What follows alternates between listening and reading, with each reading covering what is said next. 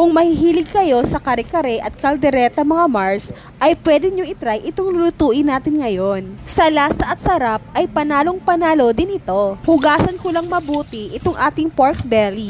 Patuluin lang natin ito saglit. Maghiwa na ako rito ng isang buong sibuyas. Balatan ko lang ito at hiwain lang ng maninipis. Tapos itabi lang muna natin ito. Itong bell pepper, isang buo na rin ang gagamitin ko. Hiwain ko lang ito ng pa-cubes. Itong talong naman, hiwain ko lang din ito. Isa lang ang gagamitin ko rito. Tanggalan ko lang ito ng itim-itim sa gilid. Hiwain ko lang ito ng ganito kalalaki.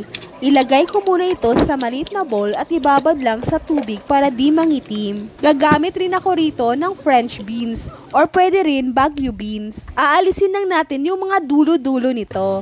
Lahat yan ay tatanggalan natin at itabi muna. 2 hinog na kamatis na ang gagamitin ko rito. Ang gusto ko sa kamatis, sinatanggalan talaga ng mga buto. Pero optional lang ito. Pwede rin hindi natatanggalan. At hiwain ko lang ito ng pa-cubes. Mas maganda hinog talaga na kamatis ang gagamitin natin rito para mas mabilis itong madurog pag ginigisa na natin ito mamaya. Magbalat at maghiwa rin ako rito ng mga bawang. Maliliit na hiwa lang din ang kailangan natin.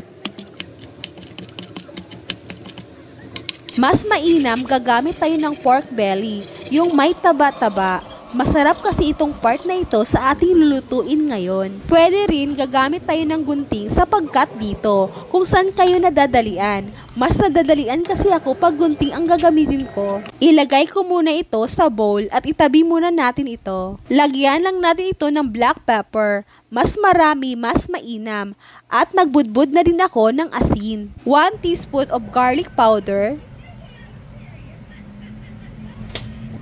Nag-add na din ako ng Cajun seasoning, pampaanghang konti, pero optional lang ito. Paprika, nag-add na din ako. Massage lang natin ito lahat hanggang makoat lahat itong ating mga pork belly. At habang magre-ready pa tayo sa iba pa nating kakailanganin, ay ibabad lang muna natin ito ng kaunti. Magpainit na tayo ng kawali. Lagyan lang natin ito ng oil. Tapos iprito lang natin itong ating mga eggplant. Itong pagpiprito natin itong mga gulay ay nakadagdag ng lasa sa ating recipe ngayon. Pero nasa inyo na din kung gusto nyo itong ipiprito or hindi, pwede rin. Ipiprito lang natin ito ng madalian para di ma-overcook ang ating mga gulay. Hanguin na natin ito. Same pan uli, ilagay na natin itong ating mga pork belly. Hintayin lang natin itong ma-fried. At maging golden brown lang ito. Mas masarap kasi pag pina-fry muna natin ang ating mga pork belly. Hanguin na natin ito at set aside muna natin. Same pan uli, igisa lang natin itong ating onion at garlic. Halu-haluin lang natin ito. Tapos, maglagay lang tayo ng annatto powder 1 tablespoon. Pag wala kayong annatto powder, pwede kayong gagamit ng annatto seeds. I-add na natin itong ating mga kamatis. Sa pagigisa ng ating kamatis, kailangang nadudurog natin itong mabuti. Tulad nito, mas mainam talaga hinog na kamatis ang gagamitin natin dito para mas madaling durugin. Tapos, idagdag na natin itong ating mga pork belly.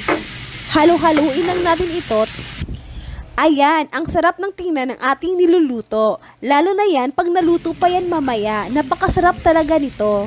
Tapos maglagay na tayo dito ng water. Ang purpose ng ating tubig dito ay para lang mapalambot itong ating mga karne. Pan lang natin ito at pakuluan lang natin ito hanggang lumambot. Pag malambot ng ating karne, pwede nating ilagay itong 1 pack of gata. Halu-haluin lang natin ito at pwede nating ilagay itong ating bagoong. 1 tablespoon of bagoong na ang nilagay ko rito. Pero pwede nyo itong dagdagan, depende sa inyong panlasa. Nag-add ako ng black pepper. Mas maraming black pepper, syempre mas masarap. Naglagay na rin ako riyan ng Ajinomoto, pandagdag sarap. Nag-add na din ako ng 1 teaspoon of sugar. Pag kulang pa sa alat, pwede kayong magdagdag ng konting asin. Di na ako nagdagdag ng asin dyan kasi tama na ang timpla nung nilagyan ko ng bagoong. Ilagay na natin itong ating mga bell pepper at yung mga pinapry nating mga gulay. Ilagay na din natin. Halu-haluin ko lang ito. Ayan, okay na. Ready to serve na ito. Ilagay na muna natin ito sa ating serving plate.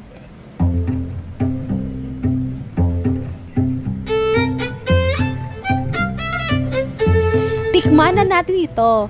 Ready na itong ating ginataang bagoong na pork belly.